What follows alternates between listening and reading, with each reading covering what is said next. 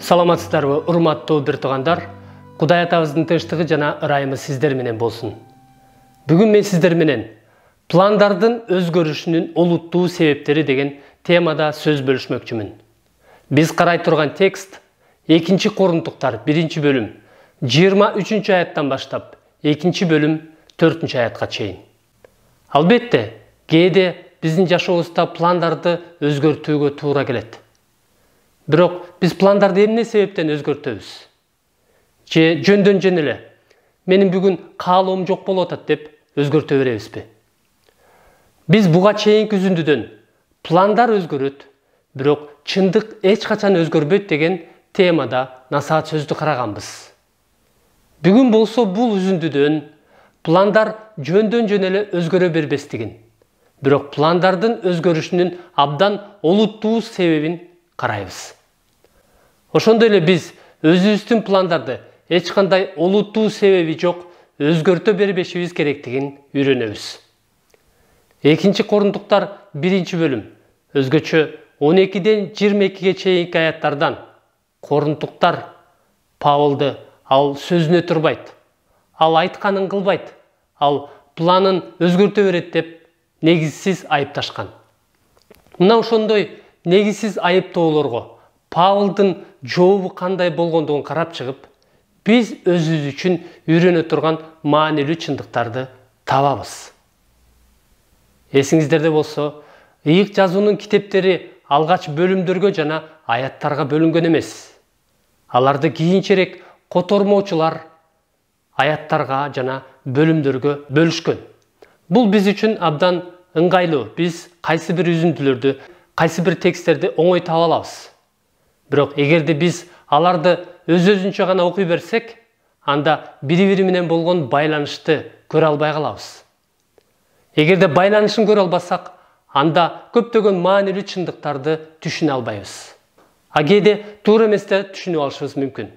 Ошондуктан ар дайым бөлүмдөрдү жана аяттарды бири-бири менен байланыштырып, өзгөчө бөлүмдөрдү бири-бири менен байланыштырып окуган абдан маанилүү. Келгиле анда эмесе бул үзүндүнү мен менен бирге окуп чыгалы. 2 Корунтуктар 1 бөлүм 23 аяттан баштап 2 бөлүм 4 аятка чейин. Кудайды күбөгө тартам. Корунтка кайра келбегенимдин себеби силерди аядым.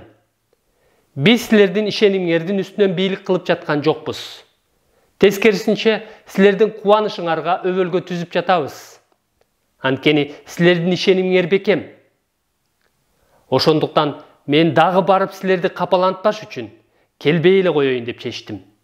Эгерде мен силерди капа кылган болсом, капа болуп калган силерден башка мени ким кубантат? Барганымда мени кубанчу адамдар мени капалантышпагандай болсун деп буларды жаздым. Менин кубанычым жалпыңардын кубанычы болот деп бекем ишенем. Силерди капа кылыш үчүн эмес, менин силерге болгон терең сүйүүмдү сезишиңер үчүн кайгыга батып, жүрөгүм сыздап, көз жашымды төгүп жаздым.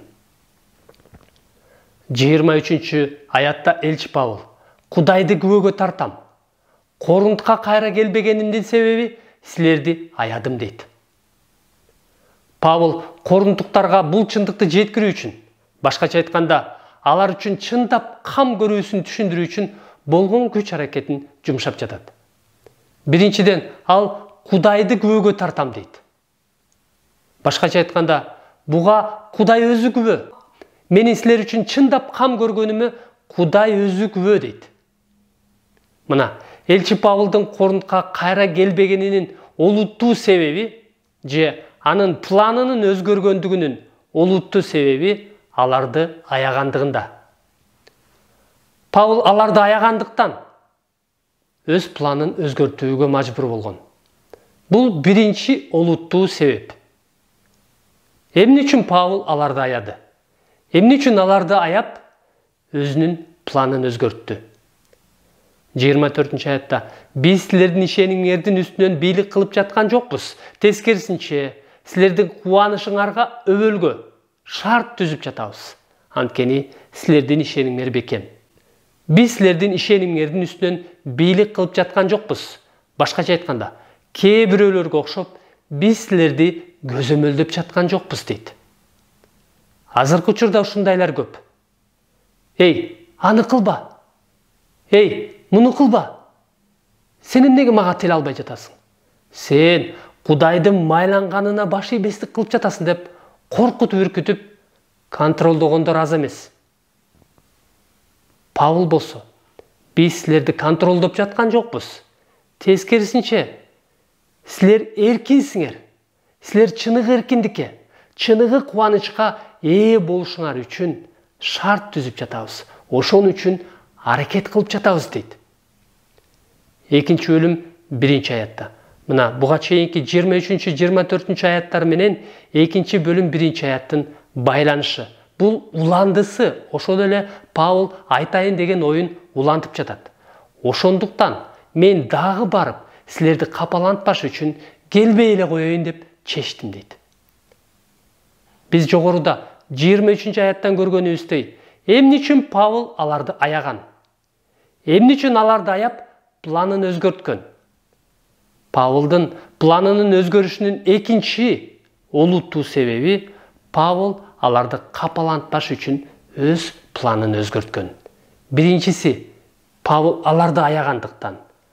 Ошол учурда экинчиси, Павыл аларды капаланткысы келбегендиктен өзүнүн планын өзгөрткөн. 2-3 аяттарды карасак, эгерде мен силерди капа кылган болсом, капа болуп калган силерден башка мени ким кубантат? Барганымда мени кубанчу адамдар мени капалантышпагандай болсун деп буларды жаздым. Менин кубанычым жалпыңардын кубанычы болот деп бекем ишенем дейт. Демек, биз жогоруда караганыбыздай, Павылдын планынын өзгөрүшүнүн экинчи олуттуу себеби Павыл аларды капалантпаш үчүн өз планын өзгөрткөн. Себеби 2-3 аяттардан окуганыбыздай, Корунт жыйындагы көпчүлүк бир туугандардын рухий абалы, руханий абалы кубанта тургандай эмес, капаланта тургандай абалда болушкан. Эгерде Павыл аларга барса, анда Кудайдын рухуна жана кызганычына толгон Павыл аларды ашкерлеп, алар үчүн кандайдыр бир чара көрүүгө мажбур болмок. Ошондуктан 3-4 аяттарда жазылгандай, Павыл бул көйгөйдү алдын ала кат аркылуу чечүүгө кадам жасады. Барганымда мени кубанчу адамдар мени капалантышпагандай болсун деп буларды жаздым дейт. Менин кубанычым жалпыңардын кубанычы болот деп бекем ишенем. Силерди капа кылыш үчүн эмес, 4-аятта.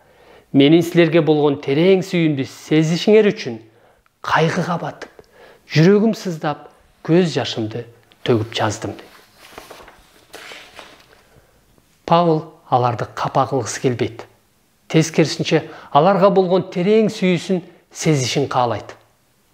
Мына, Павылдын планынын өзгөрүшүнүн эң олуттуу себеби, 3-чү себеби, бул аларга болгон анын терең сүйүүсү. Павыл корунтуктарды абдан сүйгөндүктөн, аларды аяп, аларды капаланткысы келбегендиктен планын өзгөрткөн. Бирок Павыл бул көйгөйдү таштап койбой, тескерисинче бул көйгөйдү кат аркылуу чечкен. Павыл аларды абдан сүйгөндүктөн, алар үчүн кайгырып, жүрөгү сыздап, алар үчүн көз жашын төккөн. Көз жашын төгүп, аларга ушул катын жазып жатат. Мына, бул Кудайдын сүйүүсү эмеспи, бир туугандар? Бул Кудайдын Павылдагы сүйүүсү. Бул үзүндүдөн көргөнүбүздөй. Элчи Павылдын планы жок эле дегенде 3 негизги себептен өзгөргөн. Павыл биринчиден аларды аягандыктан, экинчиден аларды капаланткысы келбегендиктен, жана үчүнчүдөн Павыл аларды абдан сүйгөндүктөн өз планын өзгөрткөн. Булар пландарды өзгөртүүгө олуттуу себептер болгон. Ал эми сиздин пландарыңыз, урматтуу бир тууганым, эмне себептен өзгөрөт? Эмне себептен сиз өз пландарыңызды өзгөртөсүз? сіздің рухани абалыңыз, сіздің жетекчиңизди же Кудайды кубантабы, же капалантабы? Кубантса, эмне үчүн кубантат? Капалантса, эмне үчүн капалантат? Сиз азыр эмнени өзгөртүшүңүз керек? Жана кызматта же үй бүлөдө лидер катары Павылдын кам көрүүсүнөн эмнеге үйрөндүңүз? Сиз дагы Павыл сыяктуу шакирттериңиз үчүн күйүп ышасызбы? Кудай атабыздын тынчтыгы, ырайымы сиздер менен болсун.